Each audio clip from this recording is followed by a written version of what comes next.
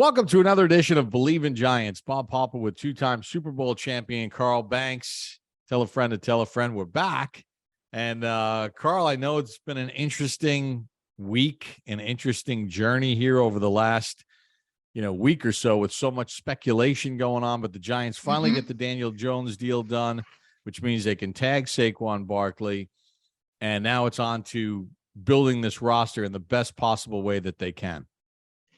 Yeah, the boys are back in town, and they've got their two core leaders and performers signed up. Hopefully, they can work through whatever negotiations that have to be done with Saquon to get him long term. But we know he is on the roster this year, and that's a good thing, Bob, because we've often lamented that this team has never been able to retain its draft choices.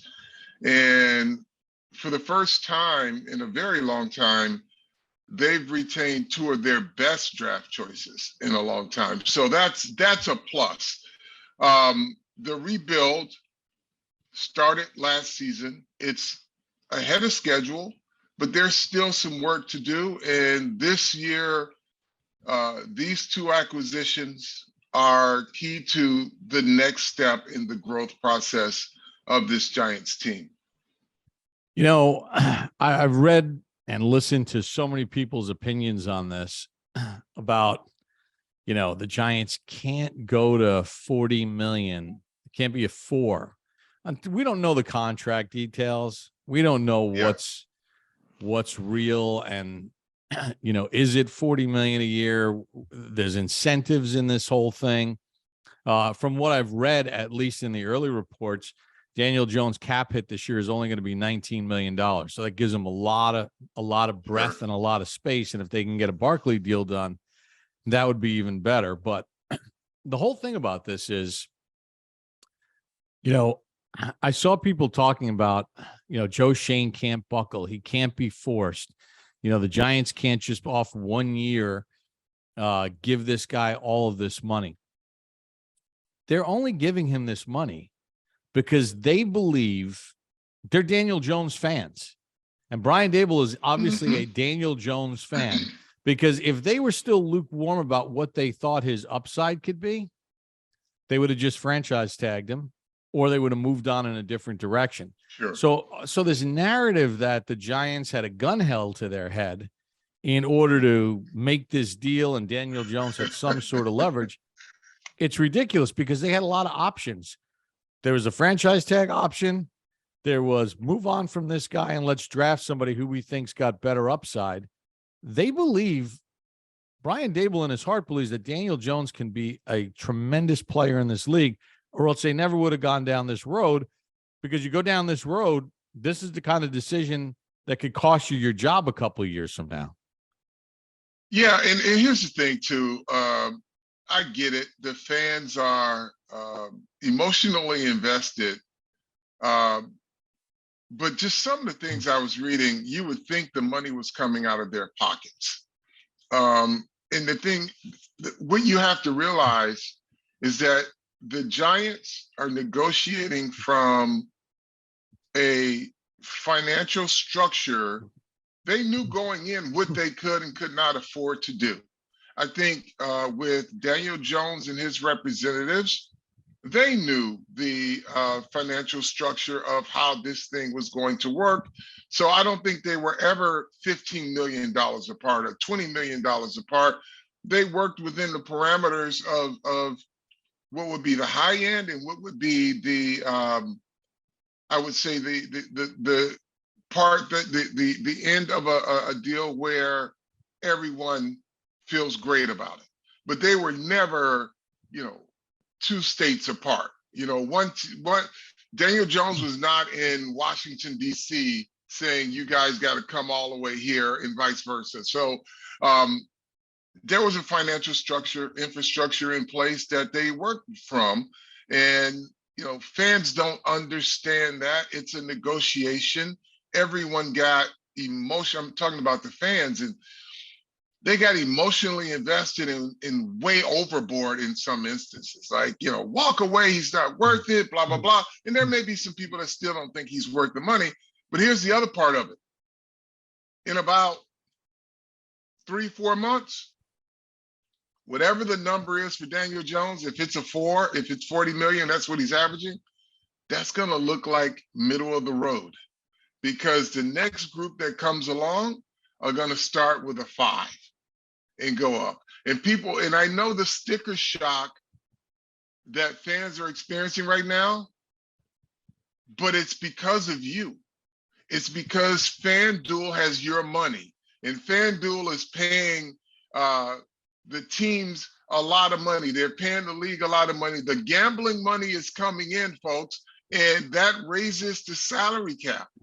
The Amazon Thursday Night Football money is coming in, and it's raising the salary cap. So it's sticker shock, but that money is in the piggy bank, and that's why these players are able to get more of it. And I'm happy for all of them. Yeah, and I think the thing, again, that we have to point to is there's a lot of talented quarterbacks in the draft.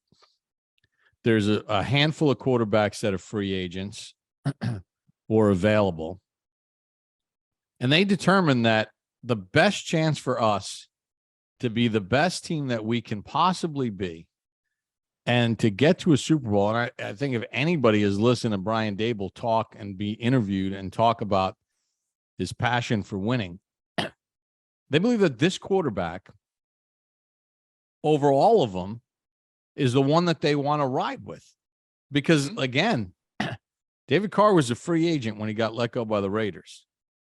Giants could have brought him in. The Giants could have gotten in a David Carr romance courting situation. They didn't believe that that Derek Carr is better than Daniel Jones, or his upside is even close to what Daniel Jones' upside is. Do they think that some of these quarterbacks in the draft are talented? Sure. But not to the point that they wanted to start over. Fans have to get this through their head. That this whole crowd of, I wouldn't pay him over, if you get him for 34 or 35, that's fine. They believe that this guy's the best option. Yeah, I mean, it's, you have folks that say, you know what, there are plenty of recyclable quarterbacks that can come in and do the job. Folks, what you forget also is there's a team chemistry element. There's an element with coaching and also the locker room. If you want to just take one of your team leaders and say, you know what, here, take Jameis Winston, he can lead you. Now, it disrupts your team chemistry. They built a culture here. They have a guy that they believe in. He had his tryout, if you will. By them not extending him and saying, you're going to have to play out last year, prove to them that he's their guy. So get over it, get behind Daniel Jones and get behind your team, or not. But he's going to be here, and for whatever the people say on TV, have at it. The ink's dry on the contract, and he's going to be the Giants quarterback. Yeah, and I mean, I think you're 100% right. They did the right thing in not picking up his fifth-year option because they wanted to give him a year to test him, and they wanted to see how he reacted to what their offense was, what the upside could be. I mean, there's so many things that happen behind the scenes on any given play, on any given moment in a game. And I mean, there were times where Daniel Jones this past season was being criticized for things. And you and I would talk to Dave's taping the TV show with him. And he's like, that's a bunch of nonsense. Because here's what really happened on that particular play where he might be getting ripped. So as far as their evaluation process was concerned, they're like, damn, he did a lot of good things on this thing, including not throwing it to a guy who was not even where he was supposed to be because it wasn't in his read or whatever. Yeah. So, there's so many things that come with it, but at the bottom line is they have a chance now to really kind of jumpstart this rebuild with what they're going to be doing. Do you think that they'll get a deal done with Barkley, or do you think they just hang on the franchise tag? I think they're going to work in earnest to get a deal done with him. I think just like uh, Daniel Jones, I think Saquon Barkley is now saying to the Giants, yesterday's price is not today's price. I mean, he's come in and he's been everything and then more than they thought he would be, I'm sure, because he was coming off a down year, injuries, blah, blah, blah. And he has just stepped up to be as premier as possible and probably could have been a 2,000 yard total yard back. But he had, what, the last few games of the season, he touched the ball 9-10 times. So, and I know they believe in him too. And this is interesting because Brian Daboll has this reputation of being a pass first guy, right? And he doesn't concentrate, but he understands that different personnel warrants different style of coaching. And that's what I like about him. And I like about Mike Kafka, that they can look at the talent that they have and use it to the best of the team's ability. And getting Barkley done is important for the long term, but also you've got to now, aside from Barkley, you've got to now start to assemble some competent assets around them on the offensive side of the football. I mean, it's cool to watch, you know, the effort of some of these receivers, but now it's time to level up and get, you know, a really good receiver in here and let the other guys that are developing on this roster, let them continue to develop. But you do need a top tier receiver in order to compete in this division, this conference, this league. So via Twitter last night, I had asked for, you know, some listeners to throw some questions, some fans of the podcast to throw questions. And one of them was T. Higgins. Now, unless they're like really lying, and I know you responded in one of the tweets, like Cincinnati has said, we're not trading the guy. Our job is not to get rid of good players. You know, let other teams go find their version of a T. Higgins. Yeah, so you want a T. Higgins, go find your own. But see, this is where the fandom takes over from reality. People dream of these things in their head, and you do realize, folks, it takes two teams to tangle. You can point to any player on any team and put it in a tweet. Doesn't mean it's going to happen. Doesn't mean it's even possible to happen. You know, we had a 9-player trade just to move up to get one of the 3 top quarterbacks somebody proposed. I'm like, dude, you're picking 26. Do you know what goes on 25 and above? You know what you have to do to get that high? And then PFF trade generator accepted the idiotic fucking trade. I'm sorry, folks, but you're playing a video game. When you put one of those things, one of those proposals into a machine, it's like the Magic 8-ball. PFF says trade accepted. No, it's not. Not in the real world. You know, or move down. Here's another one. Move down to accumulate more picks. Well, you got 9 already. Right, so you want to move, you're at 26, you want to move out of the first round to accumulate how many more picks? And why not just use the picks you have to get good players? You're moving away from good players as opposed to towards good players. Right, and I think that you can never forget, which, look, I mean, it paid dividends in the Barkley situation, and it's going to pay dividends to the Giants as it relates to Dexter Lawrence. I mean, when guys are first round picks, that 5th-year option is huge. I mean, yeah, if the Giants don't pick up Dexter Lawrence's 5th-year option, they would have been facing a Daniel Jones decision, a Saquon Barkley decision, and a Dexter Lawrence decision. Right? And and all are very crucial players. You lose one, you weaken your team. And I know people are like, well, let's let Daniel go and keep Saquon. Well, you need a quarterback in this league. Let Saquon go, keep Daniel. Well, the leadership of Saquon Barkley alongside of his top tier performance makes you a really good football team. And it's not as much as people like to say, you can recycle backs and when you have an elite back, you have an elite back. Simple as that. And yeah, you can by committee do a lot of different things in this league, but when you got an elite back, he's an elite back. And you want to try to make sure that you can keep that weapon in your offense.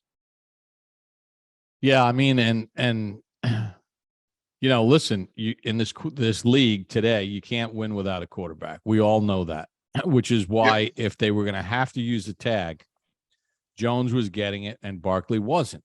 Again, that again speaks to how much Brian Daboll and the internal viewpoint of him, and I'm talking about internal meaning football, not front office, not ownership. I mean just football. The football people were willing to take the chance of losing Barkley to keep Jones if they had to tag him.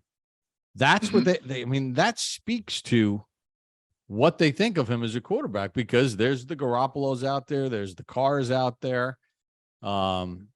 There's guys out there that could have been had, and they were like, nope.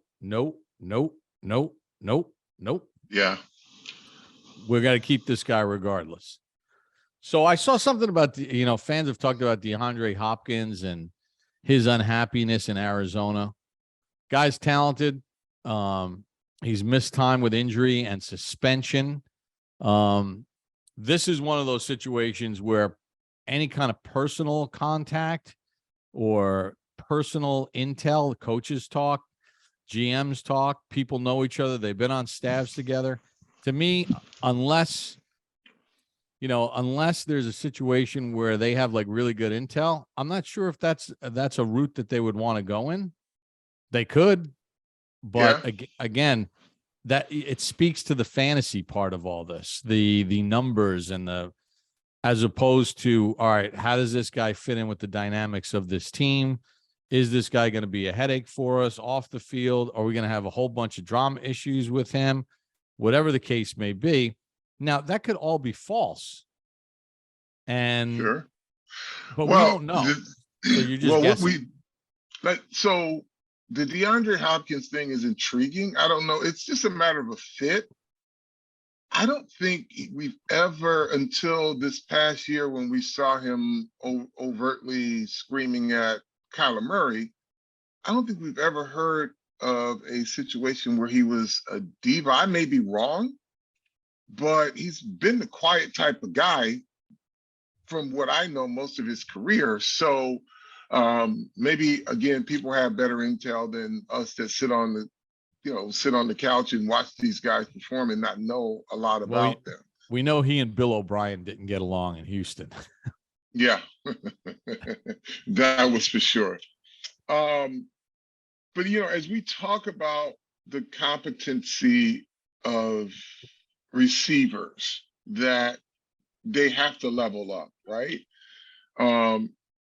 If you guys would really, the people who think that what Daniel Jones and Mike Kafka did last year was no big deal, when you look at some of the things they had to do schematically, you'd shake your head, and a lot of coaches would have thrown up their hands because they had to scheme guys open quite a bit.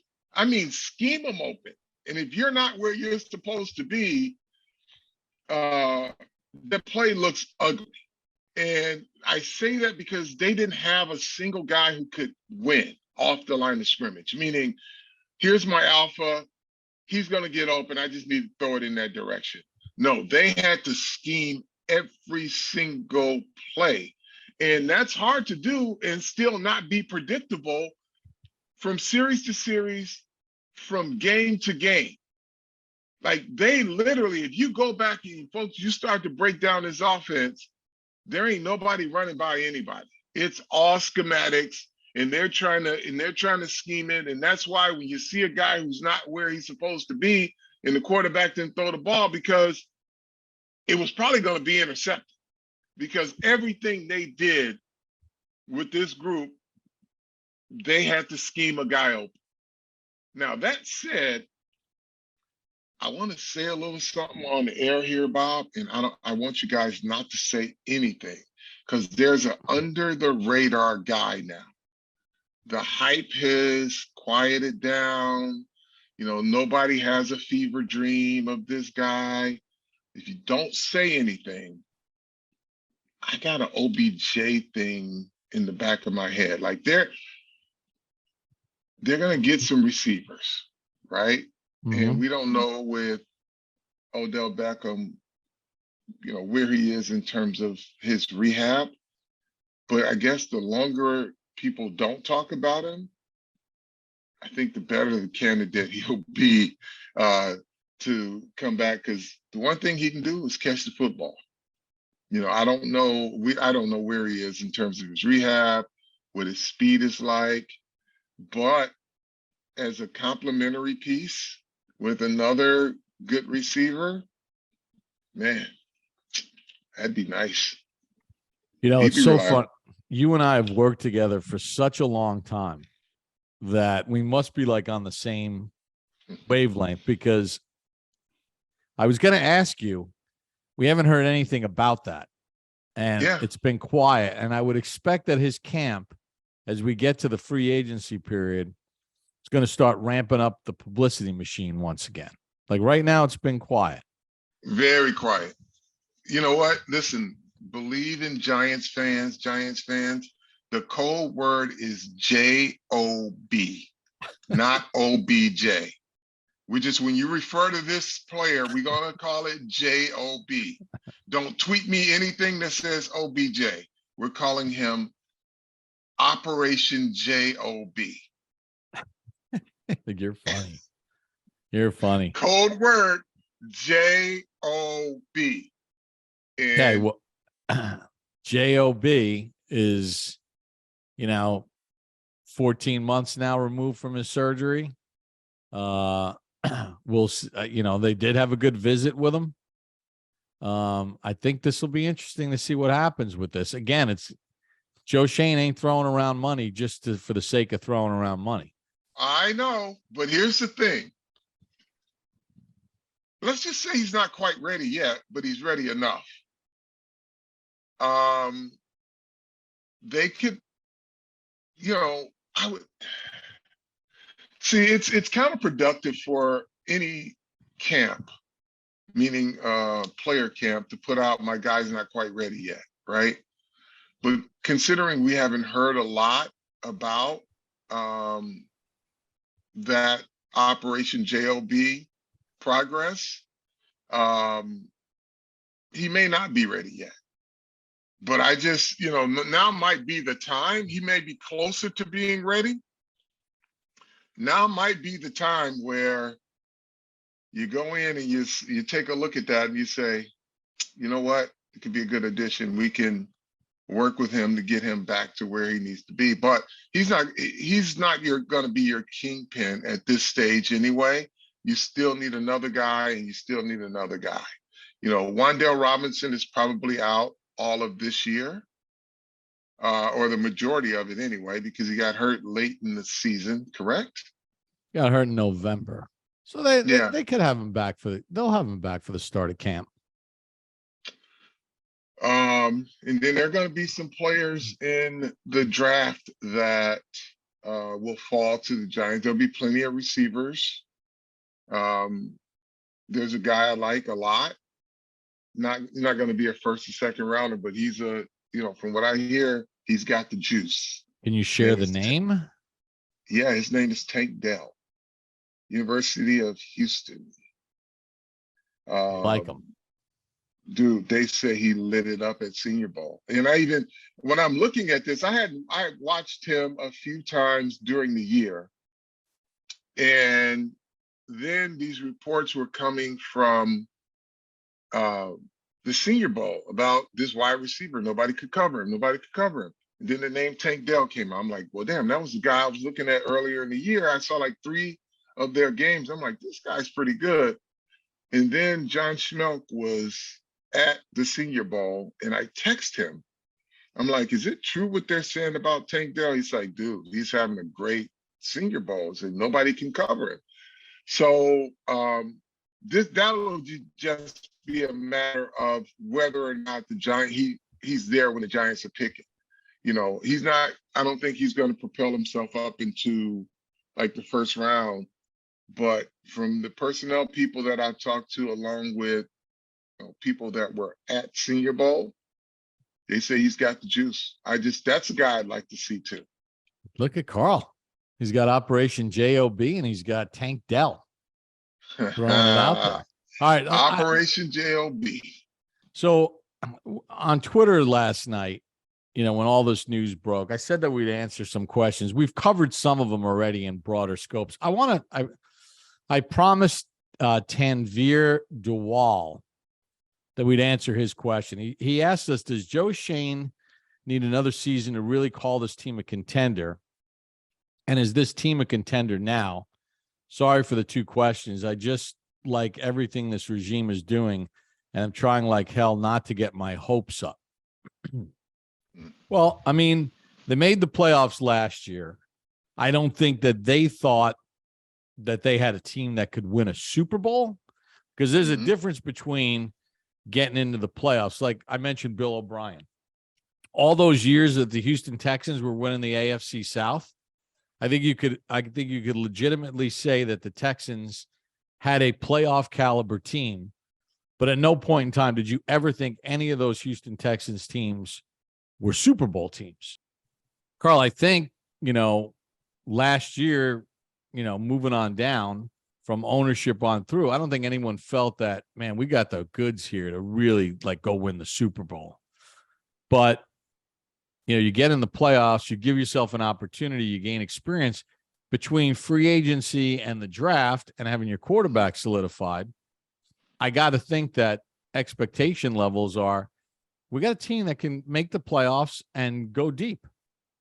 Yeah. So the key was getting a team that could compete in the first year of a regime change. They were able to get to the playoffs. They knew there were gaping holes in this roster. Sure. But they were able to win enough games to get to a playoff and to win a playoff game, right? So what that does for the current players is create a belief system, and it sets a standard. For players that are going to be added to this roster, they're coming into a locker room now that's not a losing locker room. This is a winning locker room with a standard that is now being set. So all they're doing is making additions and being a part of something that's winning. And so when a new guy comes in and they got to sit with Dex or Leo or Xavier or Daniel Jones or Saquon Barkley, those guys are saying, hey, we made the playoffs last year. You're going to help us take the next step. We won a playoff game last year. You're the guy who's going to help us take the next step. And so the expectation, and I said that Joe Shane and Brian Dable and staff were ahead of schedule because of their ability to win some games early on and get themselves in position. But they realized that they got to compete in this division, and they've got to make a statement in the division. It was Philadelphia and everybody else. And you can't be part of everybody else. You got to be nipping at the heels of the top dog in the division, right? So, you're going to win. You want to win your non-division games, as many of them as possible. to continue to give you that kind of backstops you. You start to pile up a few games early, and inevitably in the NFL, you're going to hit a little skid unless your team is completely stacked, right? They backstop themselves so that they put enough wins on the books, and when it all flushed out, they didn't back into the playoffs, they made the playoffs. And then they won a playoff game. But now it's time to become that team, that says, hey, Philadelphia, we know you're good, but you know what? We're going to keep nipping at your heels until we knock you off. Dallas, stop getting so comfortable that you can just run through everybody. You're no different than us, and now's our time to take that leap. That's where this team has to be from a talent perspective. I think mentality-wise, you get good players, you feel better about your chances of winning. When you have average players, you rely a lot on coaching scheme and the other team not showing up in some areas or making mistakes in some areas, and you have to be mistake-free. So I think they're going to take the next step. They were ahead of schedule last year, adding more pieces, and I think that's why it was important to have Saquon, the continuity of Saquon, the continuity of Dexter Lawrence, the continuity of your quarterback. Because once you get a little bit ahead of schedule, you don't want to step back and say, well, we got to wait on this quarterback to get caught back up where Daniel Jones was. So, one of the things about having salary cap flexibility is I just want to caution fans. I think Joe Schoen, based on this deal and at least the preliminary ways that we're hearing that it was structured with Jones, is being smart with how the money's spent and distributed. I think what people also have to understand is they're not going to severely overpay for players that, again, become fantasy wants on the free market. Because the thing that you have to remember is, as they're building this and with their quarterback in place, and if they can get a deal done with Barkley to free up a little bit more salary cap room, you're looking at Dexter Lawrence is going to be playing under his 5th-year option. So you're going to have to make decisions on him at the end of the season, whether it's a franchise or a long-term deal. Xavier McKinney was not a first-round pick, so you're going to have to worry about that. You know that they want to keep Julian Love. Andrew Thomas is going to have a contract coming up, and he's another guy. So, these are all things. Joe Schoen is going to make decisions in free agency with that in mind, of guys that they're going to have to deal with next season, at the end of this coming season, and moving ahead to 24 and even 25.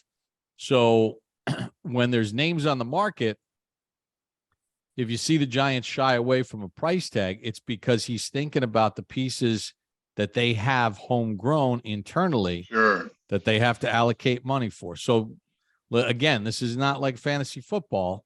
They're going to be smart in how they do this. With that said, Carl, the biggest gaping holes that need to be addressed in free agency and via the draft, at least in your opinion, with this team? Well, you can't go into the season with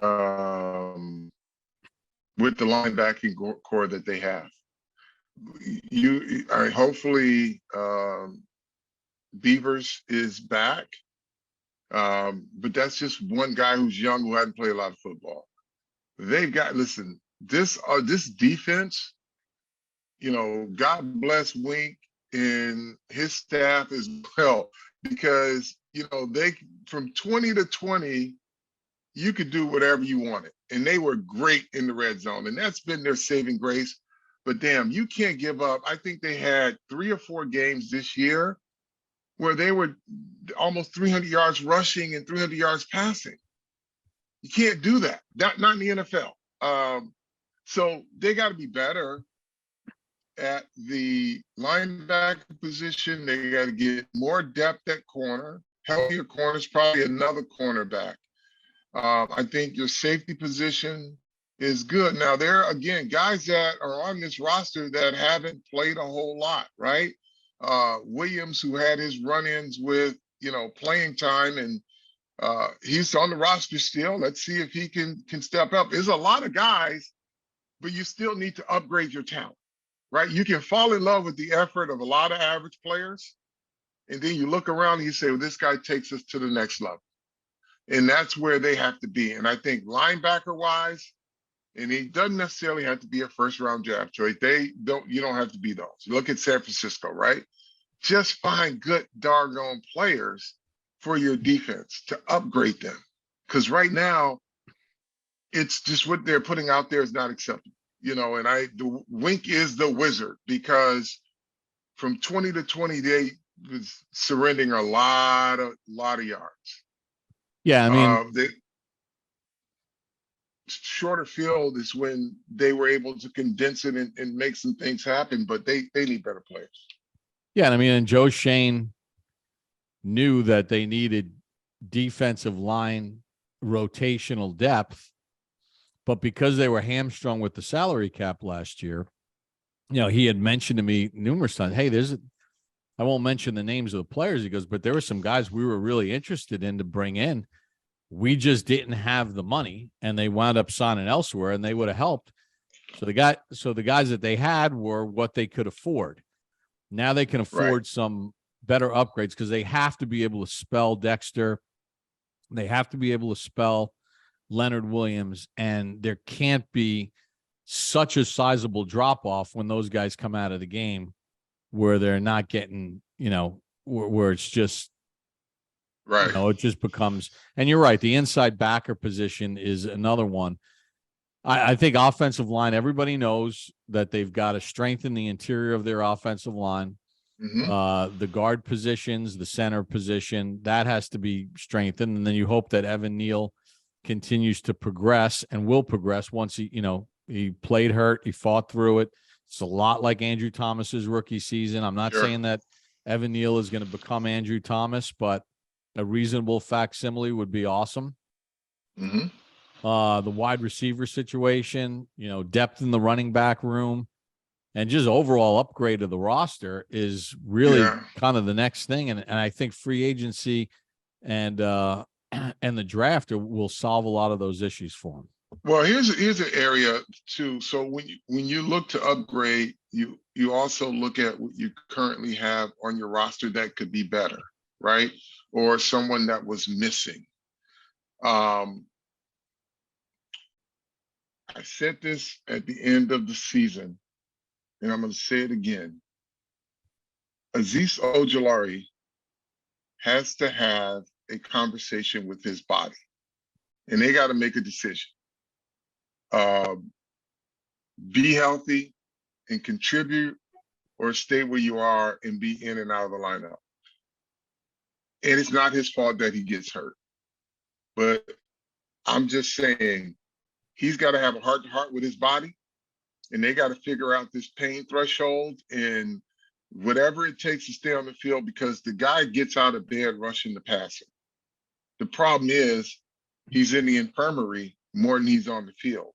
And that is one of the reasons why the Giants have to manufacture pass rush so much. You got the closer on one side, and you could see he was coming on at the end of the year.